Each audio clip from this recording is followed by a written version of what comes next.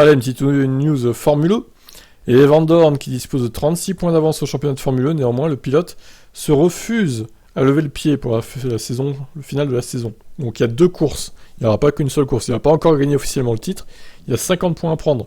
Imaginons qu'il abandonne les 2 courses, c'est peu probable mais on ne sait jamais, et que son adversaire au championnat fasse 1 et 2 par exemple, sur les courses, eh ben, son adversaire gagne.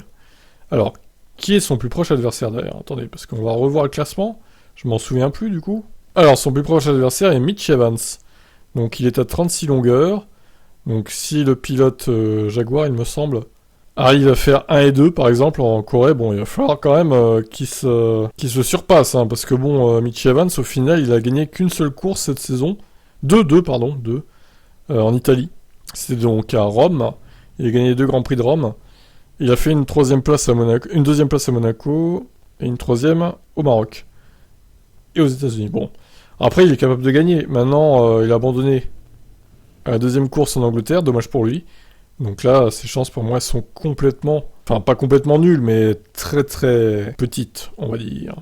Quant à Mortara, lui aussi peut encore gagner le titre. Il a 41 points de retard. Verne ne peut plus gagner le titre, hein, c'est acté. Donc il n'y a vraiment que Mortara et Evans qui peuvent, en cas de double abandon, priver du titre... Putain, mais Mortara, il est sur 2 abandons en Angleterre aussi. Oh là là. Bah, pour moi, il va le gagner quand même. Hein. On va quand même finir de l'article qui est là.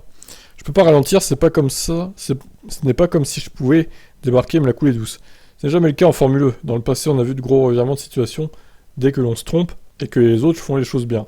Attendons de voir, je veux que l'équipe reste concentrée. Je veux rester concentré. Je peux pas me permettre de faire une erreur comme celle que j'ai faite en qualif à Londres le dimanche. Si je mets la voiture dans une bonne fenêtre en course, tout devrait bien se passer. En première ligne lors de la course de samedi à Londres, Van Dorn n'avait en effet pas réussi à sortir de la phase de groupe lors des qualifs du dimanche. Une contre-performance générale de ses adversaires directs et une excellente remontée avaient toutefois permis aux Belges de gagner 9 places et d'inscrire 12 points. Je m'attendais à récolter quelques points, je ne savais pas combien. Normalement, lorsqu'on part 13ème sur un circuit comme Londres, où il est difficile de dépasser, on peut peut-être marquer 2, 3 ou 4 points. Mais on en a eu beaucoup plus, c'était probablement un meilleur résultat que prévu.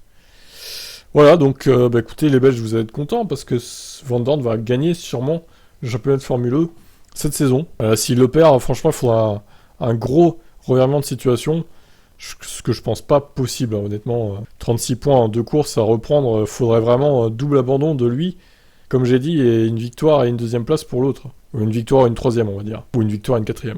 Bref, ça semble quand même peu probable. Il se dirige vers son premier titre, Van Dorn, incroyable. Je vous laisse commenter, ciao.